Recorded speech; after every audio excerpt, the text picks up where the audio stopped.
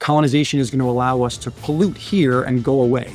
Why don't we just focus on... so we can dump our trash out our windows, and then we're going to find a new we can trash this planet because we're all going to go visit, Venus and live there so nicely. It's going to be perfect.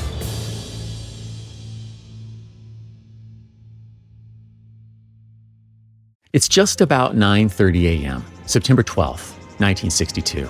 We're under an already sweltering sun at 6100 Main Street, Houston, Texas, also known as Rice University Football Stadium. But today we won't be catching an Owls game. No, we're here to listen to our president, John F. Kennedy, deliver his first lecture as an honorary visiting professor. While we're getting settled among the 50,000 people in the grandstands, allow me to explain just what Jack is doing in the Lone Star State. See, back in May of 1961, President Kennedy delivered a special message to Congress, vowing to put man on the moon. Now, roughly a year and a half later, the space race is intensifying, and it's not going fully in America's favor. In August, the USSR successfully launched Vostok 3 and 4, space flights where humans orbited the Earth. Within this heated Cold War environment, Jack isn't going to let the Soviets get ahead of the US. And they've got a big task ahead. So this means a 2-day trip to check on several NASA facilities, ranging from Huntsville, Alabama, Cape Canaveral, Florida, Houston, Texas, and St. Louis, Missouri. Oh, and it looks like everyone's quieting down. It must be time for the presidential address. Donning a navy suit with a matching blue tie, crisp white button-down shirt, and white pocket square, Jack Kennedy stands atop the football field behind a wooden podium with the seal of the President of the United States affixed to its front. Flanked by the American and presidential flags, JFK begins, announcing his delight to be here today. Recounting a brief history of American progress, he raises the question, but why, some say, the moon? Why choose this as our goal? Well, it's because of our obligations to ourselves, as well as others, all require us to make this effort, to solve these mysteries, to solve them for the good of all men, and to become the world's leading spacefaring nation. The president then hones in on the importance of focusing the space race on the peaceful exploration of space rather than a new frontier for violence. There is no strife, no prejudice, no national conflict in outer space as yet. Its hazards are hostile to us all. Its conquest deserves the best of all mankind, and its opportunity for peaceful cooperation may never come again. But why, some say, the moon? Why choose this as our goal? And they may well ask, why climb the highest mountain? Why, 35 years ago, fly the Atlantic? Why does Rice play Texas? We choose to go to the moon.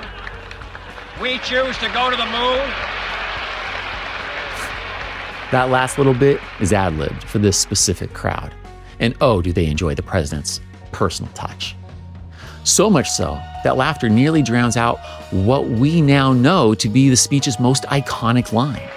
We choose to go to the moon in this decade and do the other things, not because they are easy, but because they are hard. Because that goal will serve to organize and measure the best of our energies and skills. Because that challenge is one that we're willing to accept, one we are unwilling to postpone, and one we intend to win, and the others too. And with that, American destiny is set. Man will set foot on the moon by 1969. We choose to go to the moon in this decade and do the other things, not because they are easy, but because they are hard.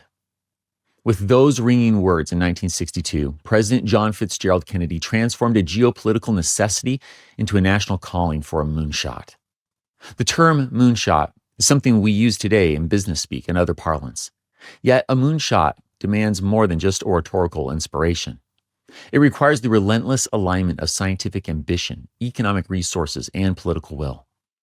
This literal moonshot was something that only the vast resources of the United States federal government could do. And we did it. But while JFK provided the spark, the flame was maintained by a complex apparatus of administrators, engineers, and the support of a public often deeply divided over the cost of such progress. To understand how the government accomplished this, we turn to historian Neil Maher, author of Apollo in the Age of Aquarius. We'll pull back the curtain on the myth of the Apollo program to see how leadership really functions. Not in the vacuum of a podium speech, but in the messy, high-stakes, and often contradictory reality of governing a democracy during one of its most transformative eras in our history. Welcome to Government That Doesn't Suck. We are your professors, Greg Jackson and Lindsay Cormack. I have with me award-winning historian Neil Maher to talk about his book, Apollo in the Age of the Aquarius, and what the Apollo mission says for the American experiment. Neil, thank you so much for joining us on Government That Doesn't Suck. Thanks for having me, Lindsay. I really appreciate it. Is there anything else that you think in that little scene setting that I missed? What else was the backdrop that was happening in 1961 where this story begins? I mean, Hair was on Broadway, which is where I took my title, and some astronauts actually visited Hair and walked out in the middle of the production. So that's another scene setting moment, I think. There was a lot of that's political. Right. So the astronauts, they saw Hair and they walked out because they thought it was a little bit too much, like a little bit too tawdry, or what would you say was their impression? Yeah. They didn't walk out because of the nudity. There was a lot of nudity, people walking around naked on stage. They did not walk out because of that. They actually walked out because they objected to how the American flag was being used in the play. One of the hippies in the play drapes himself in the flag, and they threatened to burn it, and they just felt that was too much for them. So they got up and walked out and went uptown to a fancy hotel and had drinks. Okay, so they're deciding that they don't want to see the flag this way at the same time that Kennedy is deciding he wants to solve a bigger problem. What is it that he's trying to say by saying we need to put a man on the moon? What are the things he's trying to achieve there? Yeah, he's trying to achieve much more than just putting a man on the moon. As a matter of fact, he went to his advisors before, dedicating the nation to that goal. He went to his advisors and said, "Can you give me anything that we could do in competing with the Russians besides going on the moon?"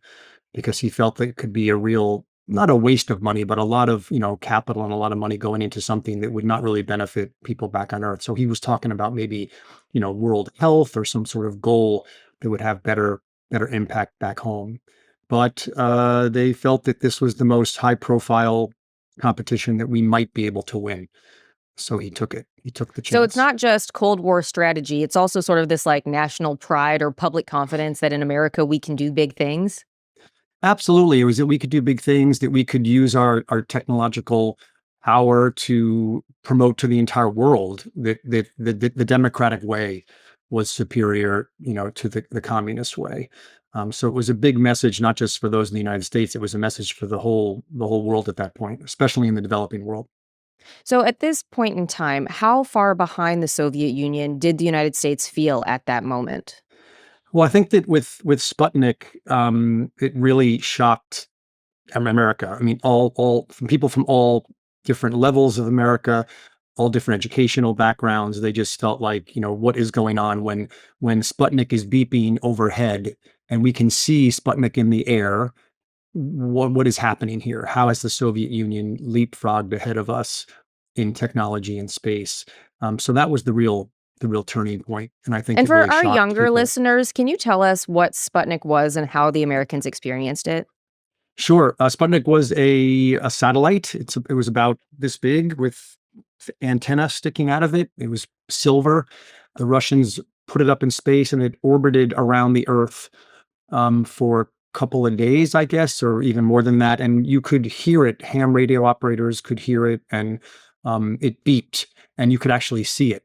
And the Soviets were very savvy about the trajectory of it. They actually had Sputnik flying right over Little Rock, Arkansas during the civil rights protests to sort of juxtapose the Soviet technology against what was going on the ground in the United States. So it was really quite shocking for people to look out on their front porches in the middle of America, to look up into the sky and be able to see this object flying by. And now you might see it in lighting. I hear like there's, like Sputnik chandeliers or Sputnik lights, and it's all inspired by that time. But I think we embrace that now. We like the space architecture and the space vibe. Yeah, it's retro. It's So, nice. in terms of the domestic politics of this, do you think targeting landing a man on the moon was the right move politically, or is there something else that JFK could have gone for? Well, I think in a way, I don't think he realized this, but in a way, um, the space race was caught right in the middle of a very divisive moment, and it's not too dissimilar to what we're in right now, right versus left. You had Nixon later on and the more conservative silent majority who were very much pro space race, very much sort of flag waving. Let's beat the Russians to the moon. But then you also had a lot of people in the counterculture, the hippies, the civil rights activists, the anti-Vietnam War activists, feminists, environmentalists, who were really more questioning of how much money was being spent to get these men to the moon. So in a way, he situated NASA right in the middle of that political moment.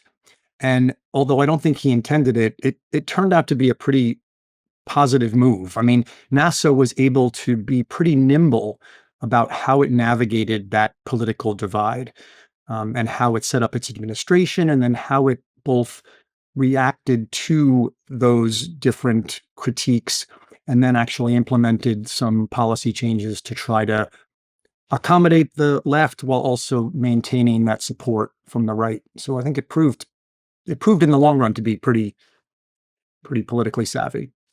So I think I agree with you in the sense that it's like simple enough for the public to kind of grasp. Like we have a concrete goal, we're going to put a man on the moon, but it also proves like an enormous national capacity. And you have an interesting part in your book where you talk about this sort of like window dressing operation of a school that I believe is in Jersey City. Can you say a little bit more about Sure. that part? Absolutely. So this it has to do with the chapter on the civil rights movement. And so there's a lot of civil rights activism around the Apollo program. On the eve of the Apollo launch, the Apollo 11 launch down in Cape Canaveral, Ralph Abernathy arrives at the west gate of the Kennedy Space Center with four mules, two rickety old wagons, and 25 African Americans. And he marches to the middle of this field, and on the other side of the field is Thomas Paine, the head of NASA, and he marches to the middle of the field to meet Abernathy. And Abernathy says to him, "Look, we're not here to protest the space race or the landing of the moon. That's a great thing.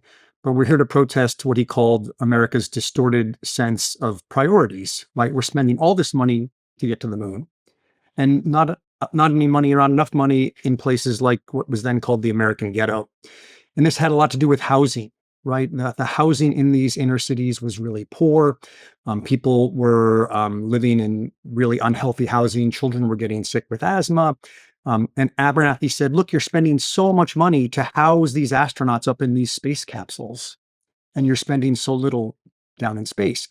So years later, this criticism grows, and NASA says, "Okay, what can we do to try to take the technology we have regarding housing these astronauts in space and maybe try to use it to alleviate some of the housing problems in inner cities?"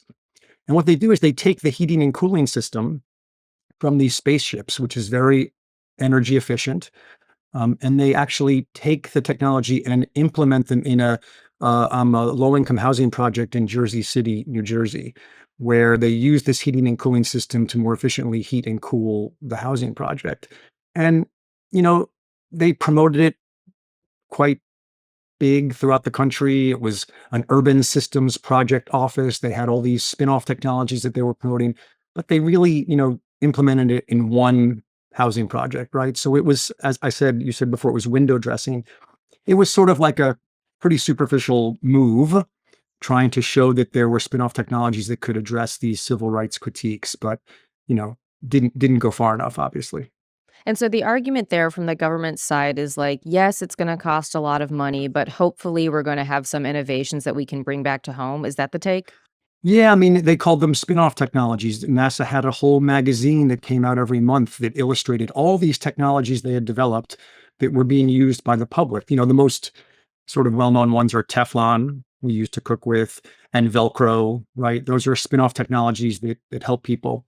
But NASA also had technologies that monitored sewage and air pollution, and they had other spin-off technologies that were, trying to address other issues back on Earth, problems back on Earth. And they use that to promote the program.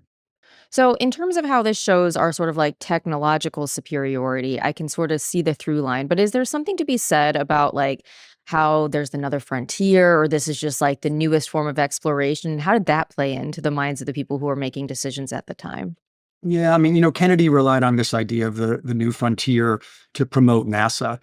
And he relied on sort of this myth of the American West, and exploring the West. And that was often done with these rugged male individuals who were often white. And they sort of took that iconography and then really brought that into the space age. So um, NASA was very smart, and they signed a contract with Life magazine, and Life magazine had exclusive rights to report on these astronauts. And the whole mythology about them was not too different than the frontier mythology. These were young adventurers, men, often married, often church going, very sort of straight laced, going off into the unknown. Often they called it a wilderness up in space, just like we called the West a wilderness. And they were exploring for us, right, for the country. So they really relied on that new frontier rhetoric to help promote what NASA was doing nationally. And they used media, not just Life magazine, but films and movies and a lot of other, publicity to promote that.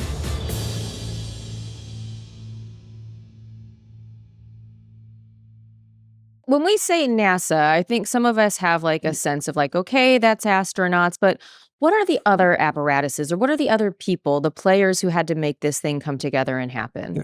It's a great question because, NASA has multiple communities within it. So you have the astronauts, but you also have all those engineers, right, who are actually building the rockets and building the technologies. And then you have the administrators who are like making the whole thing sort of run. So there's really no one NASA. There's, multiple different communities within NASA, and they all had to sort of get along, and often they didn't get along, but they do seem to have figured out how to make it work. And I imagine there's like a fleet of meteorologists who also have to be consulted on like, is this a good launch day? Can we do this? Like there's got to be Absolutely. so And many other versions of science that are a part of this right, enterprise. this and I didn't mention, but the scientists are another group that was very much involved in NASA, and they were sort of sidelined in the beginning because again, the goal was getting the men on the moon, right? So early on, scientists were critical of NASA because NASA included very little science in the Apollo program. How is that And possible? Well, the goal, as we said, was to beat the Russians to the moon. The goal was an engineering problem. How do we get humans to the moon? That's a problem for engineers. It was very much a secondary thought to include scientists. So in the original Apollo landing, there were four very minor scientific experiments that they brought with them. And it was really an afterthought. And they did it just to appease the scientists and also the public who also felt, if we're going to be taking this big trip, we should be getting something back for it scientifically. Oh, so I Um, understand. You're saying the engineers are like, we need to build the rockets that can do the thing to get us up there, not right. necessarily figure out what it is to be in a zero gravity or what it is to like have sort of like radiation all around us. That was a Well, secondary concern, you're saying. it's more that the engineers were interested in how do we protect the human body from the radiation by building these spacesuits, and how do we get the rocket to land in this certain spot. But the scientists were like, well, why don't we put seismometers up on the moon so we can see if there's any volcanic activity up there? Or why don't we, put these little mirrors up there so we can shoot light at the moon and actually measure precisely how far away the moon is? Those were two experiments that they sort of threw on at the end. So the scientists wanted to learn about the moon, the science of the moon, and also maybe, turn that around and look at some science that could give us some knowledge about the Earth too. So the scientists and the engineers were sort of butting heads, and the administrators were just trying to keep it all going, you know? So now when we think about space, oftentimes we think about private players like SpaceX. Yeah. But at this point in time, what was the sort of coordination that was happening between an entity like NASA and private corporations or Yep. universities like academic centers of learning? It was a huge collaboration for sure. So NASA had contractors, hundreds and hundreds of contractors all over the country that were manufacturing parts to all these spaceships. There was a latex company that used to make women's underwear, bras and underwear, that made the spacesuits for these men, because the women who made the clothing were also really good at stitching the spacesuits. It's an incredible story. So Oh, all wait, these can I pause you there? Sure, Because I sure. remember you saying that, like, we made spacesuits for men, but it was a bridge too far to think we could make them for women because of their Yep. sort of like natural curves that would be difficult to sort of like engineer a suit. But it sounds like it was from a company that already knew how to work for women. That's the whole, the irony is that, NASA claimed that they couldn't make female suits, but the suits were being made by I think it's called the American Latex Corporation, that made bras and underwear for women, and it was being sewn. The suits were being sewn by women. What that was a way that NASA could deny women access to the astronaut corps. Oh, That's by what that saying we just was. can't make outfits, so we can't Correct. send you to space. Correct. And it was also about, women, they called it feminine hygiene, right? Women's menstrual cycles. They claimed that they didn't know how to deal with that in a spacesuit. Or then they were also worried, if there were women astronauts, what would happen with these men who were married and going to Oh, church yes, on they could be Sundays, tempted by women Right. in They'd be space. tempted, Yes. right? Because I Yeah. think, I'm not sure how many people know this, but women went through the exact same tests as the men astronauts. So the Mercury 7 went through all these scientific and medical examinations, and a private doctor, Dr. Lovelace, had a clinic where he put 12 or 15 women through the exact same tests in the late Now, when you say test, 1960s. is this like the like dip them in water upside down, spin Absolutely. people? Like, Spin okay. people around, see how they could deal with stress, put them in centrifuges, and the women passed wonderfully. And in some cases did even better than the men. But NASA still denied them admittance into the astronaut corps because they said they didn't have spacesuits, and they said they didn't have enough jet piloting experience, right? Because they couldn't go into the military to become jet pilots either, even though flying a spaceship has very little to do with piloting a airplane. But Sure. yeah, It's a totally different thing. yeah, Okay, so we have the American Latex Company. What about universities? Were there collaborations with universities yeah. to get this There off the were ground? Absolutely. Many universities got contracts to develop these technologies. And at first, in the 60s, when the space race was really, really popular, these universities promoted this work with NASA. So, University of Michigan had many, many contracts with NASA, and MIT's lab. There's an MIT lab that was very famous for its work with NASA. And in the 60s, they were very open about this, until it became known that NASA and these universities were working together in ways that were trying to benefit the US military in Vietnam. Mm. Um, So, so like, when the students get wind that this could make weapons, it's like exactly, no longer what they want on their exactly, campuses. exactly. So the students at University of Michigan, where Students for a Democratic Society were very, very popular. This was a student political group, more left-wing student political group. Those students got very upset that University of Michigan was involved in this, and they protested at that campus. And then the students at the MIT lab shut it down because of the work that the MIT was doing with NASA that was being used in Vietnam. They shut the lab down. So that Yeah. seems like a really important backdrop to consider because it's like, yes, technologically hard to like put someone on the moon, but it's also, I think, this sort of like simmering war Yeah. that's like ongoing as like a backdrop that seems really hard to navigate politically. But NASA was pretty good at it. So in the beginning, in the 60s, NASA was promoting its work with these universities as one of the benefits of the space race, right? But then as the students began to protest, and the public began to take note, NASA shut down its work for the Vietnam War. So it reacted, right? It heard, in other words, the NASA administrators heard the public, saw the protests, heard the public, and said, okay, we're going to stop. We're not going to do So that you're saying it anymore. was like an adaptive response was to say like, we Correct. want to do this thing, we want you guys on board, but if it's going to be something that you don't like, we'll stop doing it that way. Yes, and the reason is because NASA got public funding. So NASA's budget was paid for by us, the taxpayers. So when we, the taxpayers, begin to criticize what NASA's doing, if NASA wants to stay afloat, it has to adjust. And it did. Were there leaders in Congress who were pressuring? Was it something like, because I imagine Congress has to approve all of the money to make Apollo possible at all. And so if they're getting constituents who are mad, either student constituents or parents or whatever, they probably have like a harder time sustaining that funding with that as the thing. Okay, so then can you tell me a little bit about like the Congress machinations on funding these sorts of things? I'll give you one example. So in the 60s, NASA's funding went up, because we didn't know if we were going to beat the Russians or not. And then when Apollo 8 orbits the moon and we all realize we've won before even landing on the moon, all of a sudden the congressional budgets start going down. And one of the key players in this was Ted Kennedy. So Ted Kennedy, whose brother started, this whole space race, in the late 60s, he said, you know what, I've sort of changed my mind. He was speaking in Congress and he said, we have to reappropriate some of this money going to NASA and going to the space race because we have all these problems back down here on Earth. And he was very involved in the civil rights movement. So he really wanted some of that money to go towards, issues affecting African Americans. But he publicly made an about face and said, my brother started it. I fully support it. I'm pro space exploration, but we've got to take some of this money and funnel it back. So it sounds like there's a few different adaptations that happen. It's not only like we won't have this used for ill, but we also are going to like throttle down a little bit of the funding as soon as it seems like we've won and we won't go in excess. Is that what you're saying? Yeah. So then NASA begins to begin to spin off all those technologies to say, hey, look, keep giving us the money, because now we're spinning off all this technology to help people back on Earth, right? So we're spinning off heating and cooling systems for low-income housing projects.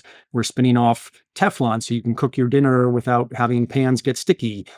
We have these satellites now that can assess ecological changes all over the world. We can look at pests that are affecting crops in the Midwest and tell you where it is and what those pests are from these satellites, Landsat satellites way up in the air. Or we can actually track ocean fish and look at, schools of fish and fisheries and see how many fish are there. And then we can give you that information back and you can then conserve or fish out those areas. Do you know what I mean? Yeah, so and some of that benefit, that seems to be that it's from sort of like the Vietnam monitoring, where it's like the problem, or one of the big problems in the United States approach to Vietnam is that there was too much of a dense jungle for them to get through.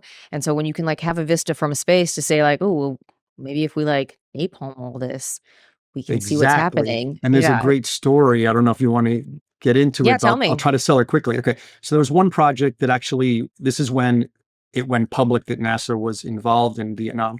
There was a project called Project Igloo White. And what NASA did was it took the seismometers that it used on the moon. What's a seismometer? Yeah, they're like little technologies that can sense really, really minor seismic changes in the Earth or in the moon.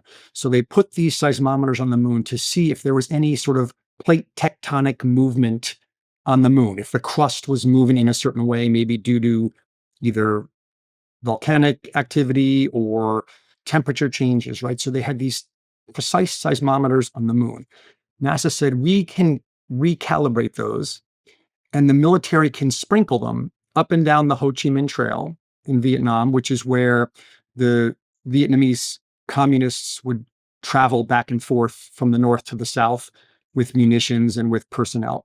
We could sprinkle these little seismometers up and down the Ho Chi Minh Trail, and they looked like they dropped them from planes. They were like darts, and they stuck out of the ground, and they were camouflaged like plants. And when people walked by them, or when cars went by them, these seismometers would record hits, and they would send the coordinates of those hits up into the air where there were U.S. military planes flying 24 hours a day. They would then send the coordinates to a giant IBM computer in Thailand, which is the same IBM computer that was used in mission control in Houston. And the computer would coordinate and figure out where those hits occurred and send the location, the address, basically, to a local military base who would then send planes to bomb the Ho Chi Minh Trail. And that's what students found out about, and that's what they got upset about. So then NASA takes some of that technology and recalibrates it into these satellites that can help people, farm better or help them, assess environmental, changes that are going on. I think your book is really helpful because it refuses to tell this sort of like simple triumphal story, but Yeah. instead there's problems, there's things that go wrong, there's people who get upset about things. Can you tell me what you think the strongest criticisms of Apollo at the time were? We've touched a little bit on the civil rights movement, but feel free to expand there. And then what are those other sorts of critical points that are headed towards the Apollo program? I mean, I think that the criticism overall was that why are we spending so much money to explore out there when we're not turning everything around, our technology around to explore, closer to home, just things that So are it's like, going on why right are we here. going to the moon if we're failing people on Earth? Like that Right, sort of big, right. okay. And there was a huge issue about colonization during this time too. So, people had an argument in the 60s about whether we should colonize other planets, and some people felt that was a cop out because then you're not dealing with problems here on Earth. So it all played into this, really interesting.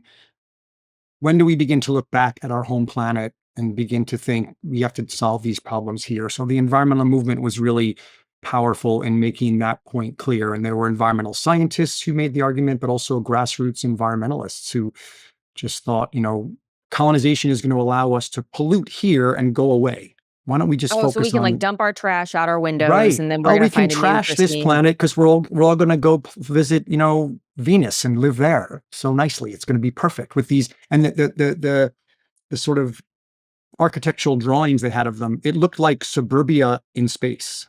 Like Oh, suburban homes with lawns and people had gardens and they were walking around in a big bubble and it looked just like suburban Chicago.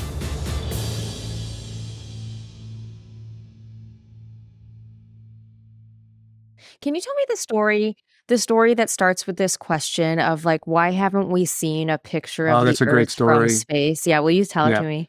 And it's a great example of how NASA, nimbly responds, right? And is able to take the critique and use it to its advantage. So there was this incredible countercultural person, hippie, Stuart Brand. And Stuart Brand is like the Forrest Gump of the 60s. He's everywhere. He was there when they first created the internet. He's been all over the space issues. He was there at the acid test with the Grateful Dead. The guy's everywhere. So one day he is in San Francisco and he decides he's going to take 100 micrograms of LSD and go up onto his rooftop in the North Beach neighborhood of San Francisco. Is So that a he's up lot or there. little grams of I LSD? don't know. I think it's Okay, like all right. a, I don't a know either. dose. I don't Okay, know. okay, I think it's enough. I think it's enough because it did change his perception. okay. So he's up there on his roof. He looks out and he sees San Francisco and he claims that he could see the curvature of the earth, right? It wasn't just flat. All the Oh, like buildings. he's looking at a horizon and he's feeling like he can see the curve of it? Correct. He's Okay. looking at downtown San Francisco and he claims that the buildings were sort of like tilted outward, right? A little bit. And he claims that he had this incredible revelation that shows that the world is round, not flat. And as he put it, finite. It's a place we need to take care of. So he comes down from his trip. He comes down from the rooftop and he says, I got to get this idea out to people. So he goes to a local print shop and gets hundreds of little buttons printed for your shirt. And they say, why haven't we seen a photograph of the whole earth yet? So it's Right. just text. It says, why Just haven't we text. That's seen a all it says photograph with a of the question whole mark. Earth yet? Yeah. And he's like, if we could see that, like I saw it, it would change our thinking because we would realize it's finite and we would start taking care of it. It was a brilliant idea. Brilliant. So he starts mailing them out to NASA scientists, to scientists in the Soviet Space Agency, to congressmen, politicians in Washington, D.C. And about a couple months later, there are people at NASA who are wearing them. And then several years later, NASA actually consciously changes the trajectory of its flight in 1972. And they change it so that the Apollo crew can get a picture of the whole Earth from space. So they actually And this is the changed. iconic picture that we all see This is the today. whole Earth image, right? The whole Earth image that we see today. And they did that because not just because of what Stuart Brand did, but because of the environmental movement at the time. They were criticizing Apollo for, fouling up Cape Canaveral with all the space rocket exhaust. They were criticizing NASA for leaving all this garbage on the moon. When NASA got to the moon, they just dumped everything out and flew back. And And was they that were because they were concerned they wanted to have, like, less weight for reentry, or what was the exactly. reason They for doing wanted to that? Is that it? Okay. get rid of all the weight so that they could use less fuel to get back. And then they were criticizing NASA for sort of taking our eye off the environmental problem back here on Earth, right? So NASA sees this environmental criticism and it says, okay, we got to show that we can be good environmental stewards as well. So they begin to create a wildlife refuge down at Cape Canaveral and a national seashore. And they begin to redirect its trajectory so they can get this iconic image of the whole Earth that then becomes, a cornerstone in the environmental movement iconography. And then they develop these satellites that begin to assess pollution. Nimbus 7 was called NASA's pollution satellite, which went around the Earth collecting global environmental data for the first time in history, which goes on to help us discover the ozone crisis and then ultimately, greenhouse gases and climate change. So NASA just completely turns itself around from promoting its technology to promoting its environmental stewardship. It's pretty incredible. They're reading the cultural tea cards, what I'm The saying. tea They're leaves? reading Yes. tea leaves. Yes, they're reading the cultural tea leaves, and then they sort of shift. So The you don't administrators. know this about me, but I was born the day after the Challenger exploded. Oh And God. so my sort of vision of NASA has always been this story that my mom tells, which is like there was an incredible, sorrowful day the day Yeah. before I was born. But I never had this sort of impression that I learned through your book that NASA was somehow sort of like associated with the military in a way that was negative. I always put them on the side of this like sort of promotion of environment stuff because I'm born in a later era that they've already Right. pivoted and nimbly sort of shown that that's what they're going Right. to be. And we've talked a little bit about like how this has sucked in different ways, but what didn't suck? What worked here? Like taking all of the criticism seriously that you've laid out here, Apollo did work eventually. Like Yeah, eventually we do make it to the moon.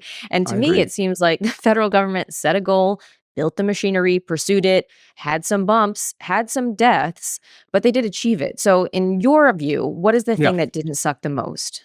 Well, I want to give credit to the administration for being able to nimbly navigate, but I also want to give credit to the public for guiding that shift and that navigation, right? So the difference is like today when we have the privatization of space exploration, right? I mean, NASA's gotten back into it with Artemis and they're back in the game.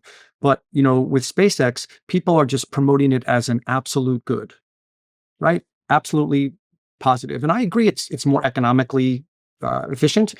And SpaceX is doing incredible things. But when you privatize space exploration, what you do is you take it out of the public realm. So in the 60s, one of the reasons why the NASA administration worked so well and why the government around the space exploration worked so well, in my opinion, is because, Eisenhower, when he created NASA, created it as a civilian agency connected to Congress's purse strings. And that's sort of interesting because he could have made it a military industry Absolutely. given He his was being background. pressured. Yeah. He was being pressured to make it into a military agency. So because of that, in the 60s, when people didn't agree with what NASA was doing, they could get up on their soapbox and complain. And they did that by protesting at Cape Canaveral, Ralph Abernathy and civil rights leaders protesting at Cape Canaveral, or women, protesting the all-male astronaut corps, or environmentalists protesting, pollution down at Cape Canaveral. And that dialogue between the government and the people had an impact. It shifted things when it came to the NASA administration. When you privatize it, I think it removes it from that public sphere. So Elon Musk doesn't really need to listen to the public if they are critical. That He if you want to can, protest that it's like polluting our airs or like poking new holes in the ozone layer or whatever it is environmentalists might right. want to say, he can say like, well, sorry, my project. Yeah, I'm he's paying like, it's for my it. company, Yeah. So, like when he did a launch and he put a cherry red Tesla convertible in the payload, right, as a publicity stunt, right? And a lot of people said, well, you could have put a scientific experiment in there and it could have helped the public in some way. And he's like, oh, well, yeah, it could have, but that's What not what I happens wanted to to do. that? Does that car then just stay No, in space or it what just happens there? goes off and keeps going, I guess, or something. Okay. Yeah.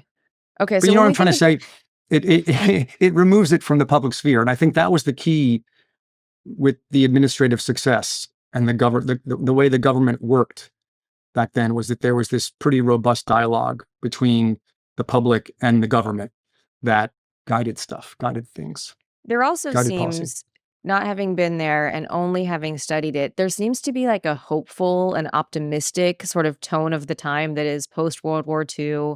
Most people are doing a little bit better than their parents were doing, and it looked like things were going to even get better. Sending someone to the moon feels like cherry on top. Yeah, because there were enough resources going around that I don't think it really impacted people in the same way that, for instance, doing that right now would, with the economy being a little bit in a rougher place. Another issue I think about that period versus this period is that, people back then, they really disagreed, but they seemed to talk to each other, and they were all reading the same news, and they were listening to Walter Cronkite on the same television station, and they all were sort of in a shared cultural place, I think. So they could disagree, but they had to listen to each other and talk to each other. I think it's very different now, where, yeah. And I mean, that makes it really difficult for the government and policy. It makes it really difficult for our government to work efficiently. It also feels like there's sort of like this simple organizing rationale, which is like put a man on the moon. And so if it was just Yeah. like we want to get better at space, or we want to like go farther than we've ever gone, that all seems sort of like amorphous in a way that people would have a harder time sort of like centralizing their arguments on it. But in some ways, I think it probably is a huge success to say politically we have one goal, and if we can meet Yeah. that goal, it's great. If we didn't meet that goal, it would probably feel a lot different. I think that's a great comment. I mean, the idea that it's very, very simple, people can very much understand it, yet incredibly complex to achieve. But I agree with you. It's like that was a great thing. And if they had lost, it might have been pretty bad. No, it was pretty sad. So we've Yeah. we've covered some things that didn't suck. Technologically, we like learn a lot. We get a lot better at a lot of things, and that all probably helps military. Like even if we say we're going to like wall off these things, we know that it's going to like bleed. Governments are going to like figure out the best way, the most efficient way to be in space, to be in the air. We've talked about environmentally how there's been benefits in the way that we have now these like abilities to look over wide swaths of land to sort of see drought or to see crop infestation, to sort of figure these things out. Politically, my guess is that it sort of gives us this moment of celebration that everyone can sort of like cheer behind and get on the same good mood. Are there culturally things that you would say like NASA has left behind or the Apollo missions have left behind that we like still see reverberating in our culture today? I mean, I think that the biggest sort of unexpected benefit from NASA is its environmental record. I mean, it is at the forefront of identifying and addressing the most existential threat to humanity in our history. In the world's history, which is climate change. I mean, the planet is in trouble, and NASA is not only helped identify it, but is continuing to assess it, and has models that are projecting what our future is going to look like. And I think that was not at all the intent in the beginning, right? So I Oh, think so that if the if intent is like, let's beat the Soviets, and then it's like, right, actually, we could help the whole world or the whole right, earth by having right. this. Okay. Yeah. I mean, NASA continues to aim its technology out there, right? They're talking about going to Mars and they're going back to the moon. But in the 60s and 70s, when those people began to criticize NASA, I feel NASA began to turn some of its technology back around towards Earth. And that is the sort of, I think, maybe one of the unintended benefits that we've reaped, is that we now have all these technologies that are assessing our home planet so that we can try to figure out what's going on and what we might be able to do about it. Do you Yeah. think the United States could do something Apollo-sized today? Like, could we realistically or feasibly put a timeline on something like we're going to Mars? Yeah, I do. I am still hopeful. I think we could. I think What that makes it if harder now, or what makes you like hesitant there? well, it's just we're just so much more politically divided. I mean, I would just think it would get held up by partisanship. That's my worry. But I do think that if it's done in a way that took into account that public conversation, and between people, opposing sides and proponents and opponents, and if they all were involved in that decision making regarding that goal, then I think it could be incredible. And yes, I do think we could still do it. I mean, I think we're definitely going to go back to Mars, and I think we're probably Or the at some moon? point. We're definitely going back to the moon. And I think they're going to, use that as a launch pad, for Mars. I mean, there are people who have signed up to go to Mars, even though it'll take so long to get there, they'll never be able to come back. There are people who are ready to go. So So I don't know. you're highlighting one of the reasons it might be hard to do it today, which is like a hyperpartisan environment in which people are going to be angry for this, that, and the other. We don't have sort of this shared input stream of information in the sense that we're all watching and listening to different things. What would you say would have to be in place for something like this to be successful? Would it be we'll also be investing in these things that are happening on land, or what sort of things what things do you think would have to be in place to make that feasible? Either a really bad crisis that we've got to like really figure it out, or Oh, so like a pandemic that comes and takes like over, an and it's like, if we asteroid. Like an wanna asteroid okay. is coming towards our planet, and we've got to all get together to figure out like how we're going to stop it. So a crisis like that, or a really talented politician who could navigate these divisions in a way that was reminiscent of how they navigated it in the 60s. It's a very, very tough situation, but I think it's possible. I just think that, we have to illustrate how a journey into space or some other large goal is going to benefit a lot of different people in a lot of different ways. It can't be a single benefit to a single group of people. Do you think it'd be Uh, something the US could do alone, or would this have to be an international coordinated event? Well, it's interesting when Kennedy first proposed it, a few years into it, the money was becoming such a burden. He actually discussed shelving the US program and having a joint US USSR program instead. And people were like, no way, we're battling it out with them, right? I mean, I think that would be incredible. The problem today is that, Americans don't rally around international cooperation, I mean, in there the wasn't always there wasn't a yeah. huge rally around Artemis either, I didn't think. Like, I was watching Artemis stuff, but it certainly wasn't as ubiquitous as Apollo or Challenger Yeah, I or agree. yeah, yeah. I mean, So us space nerds were watching that and excited, but yeah, yeah, and people who live near sort of like space bases. When I look at how members of Congress were talking about it, it was really concentrated in populations where you had like some very clear tie-in because you either absolutely. had a base there, or you were producing parts there, or you had an astronaut from your hometown. Otherwise, it really didn't Yeah, get as much play as I thought it was going to get. I hear you 100%. And that's another reason why NASA was successful because they took their centers and they spread them all out throughout the South, right? So Hmm. you had Huntsville that builds the rockets, Cape Canaveral that launches them, and then Houston, Mission Control, is Mission Control. And there's And parts in Louisiana and Texas. correct, Like, yeah, there's like right. yeah. So that it spread the wealth. That was a region that needed some economic infusion after World War II. And it was brilliant, to create that support, So if you financial were to support. say overall on a scale of like sucks a whole lot to doesn't suck that much at all, where would you put the Apollo missions? It's interesting. I think it was really positive, and I think it didn't suck. It was very good, not sucking a lot. When I went into this project, I thought I was going to just criticize the space program for wasting all that money going into outer That's space. how Like you thought you were gonna write that's how this I book. thought. You I'm thought, like, yeah, I'm like this is what a waste of money. We have all these problems going on. I'm a social political historian, environmental historian. I'm looking at problems here, and I thought this is a huge waste of money. But then I realized it's just so much more complicated, and there were really good people in NASA and in the government who were really trying to listen and address those concerns. So I think that if I think it didn't suck at all. I think it was an incredible, a very, very positive way of government working. It wasn't perfect. There were a lot of mistakes, but at least there seemed to me to be an attempt to correct.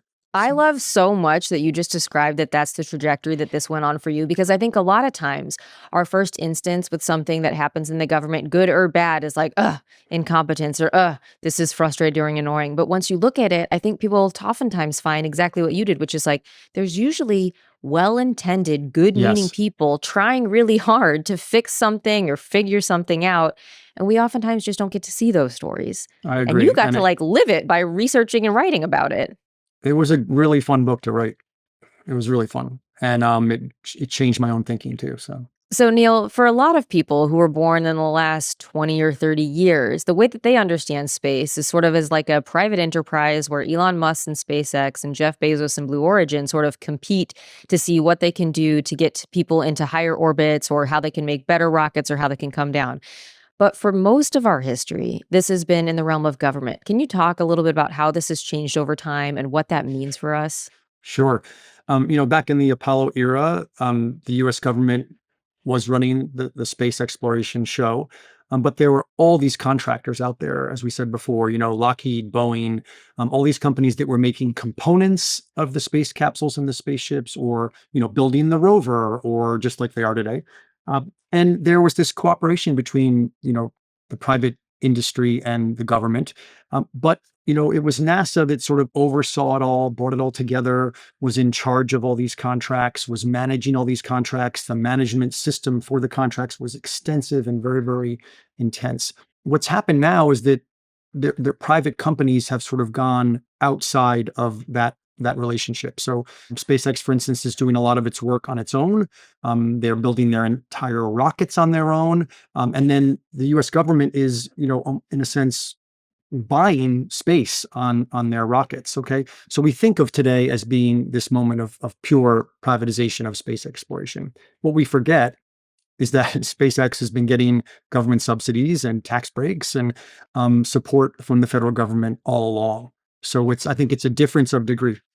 And is there some sort of crossover in use with the facilities? Like, do we sometimes Yeah. allow government facilities that were built for this to now be used by private companies to send things Yes. off? In the beginning, they were using the same launch pads as Apollo for some of the SpaceX launches, and now SpaceX has its own launch facility in Texas. But yes, they were borrowing facilities, they were borrowing, technologies at many instances as well. But I think that for people of this later generation to think that space exploration is all private and that's how it's always been, it's not correct, right? There's a long history of this collaboration, but it's a difference of degree. That's excellent. That's something that I think it is true that younger people have never even lived in a world in which the government has been the leader in space. All we hear about on headlines is that it's going to be one of the wealthier men who are competing in this realm who are going to get there first. Mhm. So, Neil, in the 60s, we were competing against the USSR to get to space. Now, with the announcement of Artemis 3, it looks like we're taking on China, who has plans to put a person on the lunar surface by 2030. What sort of lessons do you think we can take from what we did in the 60s to impart it to today? Well, first, it's interesting that China is now competing with the US because the past 10, 15 years they've been competing with India in space. And now they've sort of moved into, the big league, I guess, with the US. I think what we have to remember is that this is about more than just beating China back to the moon. I think it's about what's going on here on Earth. And we got to remember that, because that, I think, is the key to why it worked so well, why the government worked back then, why the administration of NASA worked, was because they finally realized that it wasn't just about beating another country to the moon. It was about also people back on Earth. And you know what else I was just thinking of is had the Soviet Union won this space race, had they sort of showed that they were technologically more capable than the United States, the world we live in today would be very, very different. Yeah, it might be, because I think part of what was going on, especially in the later years of the space race, was that um, both countries were trying to illustrate their technological power to developing countries. So, the Soviets took up Vietnamese citizens as cosmonauts. We took up, South American, citizens as as astronauts to try to show and woo these developing countries. So, because we won, it might have helped in that political, global debate. So it might be different. I'm not sure. Well, and it also probably changes the trajectory of the weapons capabilities of now Russia in sort of like their sort of aggressive status on this world stage. The idea that they didn't win this one feels pretty good to me. Yeah, I agree. Thank you so much for talking with me today. I think this is an excellent example of a time in which government doesn't suck. And you have fully convinced me that Apollo can be like a gold standard that we look up to say, like, yeah, it's going to be hard. Things are going to go wrong and it's never going to be easy or linear. But on average, in the end, it doesn't really suck to try something hard, to rational a bunch of public resources to do it. and achieve an outcome that you want. Thank you, Lindsay. That was a great conversation. I really appreciate it. Thank you, Neil. That wraps up this episode. If you'd like that conversation, follow us for part 2 coming later this season, where we go deeper into how the U.S. government expanded its public-private space program with companies like SpaceX and Blue Origin. Spoiler alert, the business model doesn't work without initial public funding. Like every episode, we don't advocate for a specific policy or political agenda. Instead, we arm you with facts to spark curiosity about how your tax dollars are spent, historically speaking, and let you judge the value of these investments from the past, which can be similar today. After all, our government derives its power from you, us, we the people, and it only works if we participate in the process.